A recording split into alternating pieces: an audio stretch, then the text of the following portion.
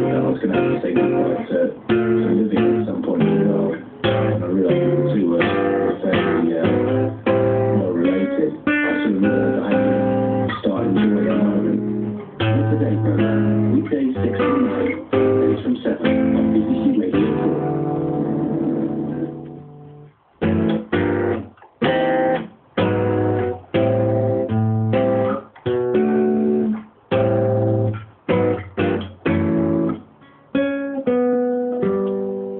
Now on BBC Two. Newsline.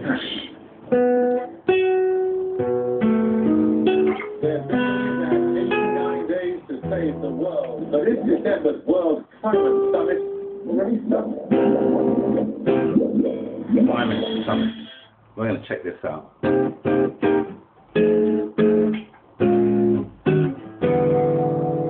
Tonight, there are mere weeks left before world leaders meet to see if they can avert catastrophic climate change, higher temperatures, rising sea levels, crop failures and massive surges of refugees. We're told the need for such an agreement is overwhelming, but the latest warnings are it may not happen. Critically, is any deal achievable on the vital question of air travel, without which everything else can look pretty empty? Which of General Gaddafi's sons was responsible for the murder of WPC Yvonne Fletcher? We talked to her mother as she begged the British government to help her find justice. The first unintended victims of Britain's ban on forced marriages are separated by the state. Is this how the law was meant to work? Gordon Brown authorises the rescue of a journalist in Afghanistan. Mark Urban on the operation. And a quarter of a century after he discovered genetic fingerprinting, Alex Jeffreys is deeply troubled by the size of the nation's DNA database. Chosen people do not belong on the database. Finding them accused criminals is not proportionate. Our responsibility to fight against crime. You couldn't see that that was going to happen.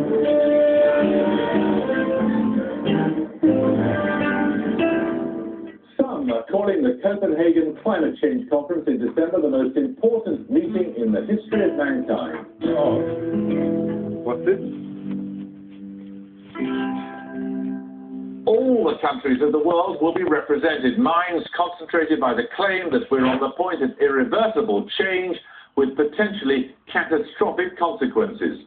Forecasts suggest that if temperatures are increased by 2 degrees Celsius, as they're expected to, there'll be a dramatic shortage of water, with perhaps 20 to 30% less water available in vulnerable regions like Southern Africa and the Mediterranean. Between 1 to 3 million more people would die from malnutrition, and 15 to 40% of species would face extinction. And if the Earth's average temperatures were to increase 5 degrees Celsius or more, as some scientists predict, if emissions continue to grow, there'd be major disruption or war, with large-scale movements of population and incalculable consequences. The UN already concedes that the conference may not yield a new global climate treaty with every detail in place, but they say it needs to get agreements on 3 political essentials. Firstly, by how much industrialized countries will be willing to reduce their emissions of greenhouse gases. Secondly, what major developing countries like China and India are willing to do to limit the growth of their emissions. Not a lot. And thirdly, how much money is needed by developing countries to engage in well, it's all abstract money. It's human effort at the end of the day. So it's pretty simple, really. Except that according to the Foreign Secretary, and the Climate Change Minister, his brother Ed, there's a real danger that talks in Copenhagen will fail because people won't realise the danger. The danger that it's too late. The absolutely essential thing for the world to agree upon, if targets are going to be met, is what to do about air travel. That is the considered view of the Committee on Climate Change. Without a cap on aircraft emissions, they suggest, all bets will be off. All bets are off! To say the least, was the government's enthusiasm for building a third runway at Heathrow Airport. Before we explore that with the climate minister and the director of the Age of Stupid, Susan Watts reports. Susan Watts, okay.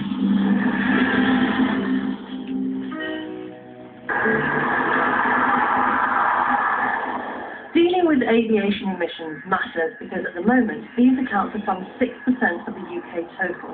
But forecasts suggest that unchecked, this could rise to about 35% of total allowed emissions by 2050 and up to 20% globally. So the government's climate advisors want it to be part of the deal at Copenhagen, but that's no small thing to ask. The Climate Change Committee is trying to perform something of a tightrope walk. They've written to the government calling for curbs on aviation emissions, but slowly enough... Blah, blah, blah, blah. And to give the industry with new technical industry? solutions time for technologies such as biofuels and new engine designs to improve themselves. So what was the committee's proposal? Aviation emissions at 2%. Fuck the committee.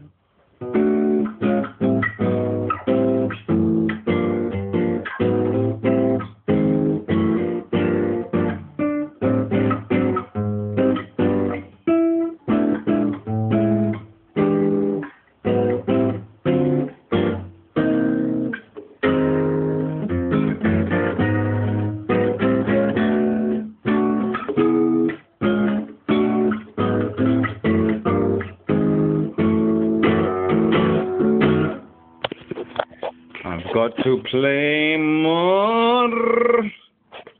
Why is he fucking on about climate change? Oh my goodness. I've broken my phone. What are they going on about? They're talking about climate change.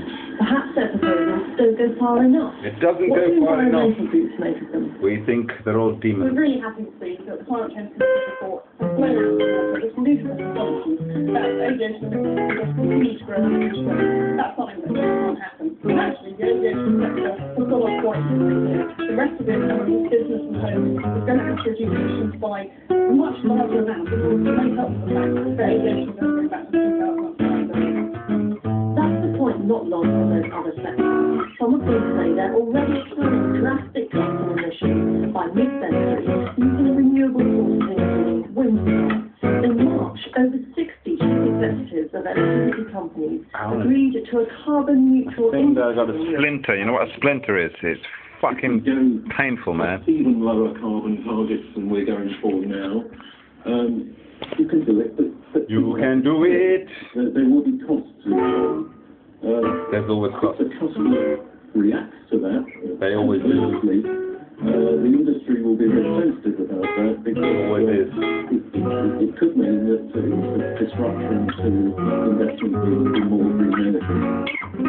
The aviation industry itself disputes suggestions it's getting off lightly, but seems pretty comfortable with the tone of today's call for.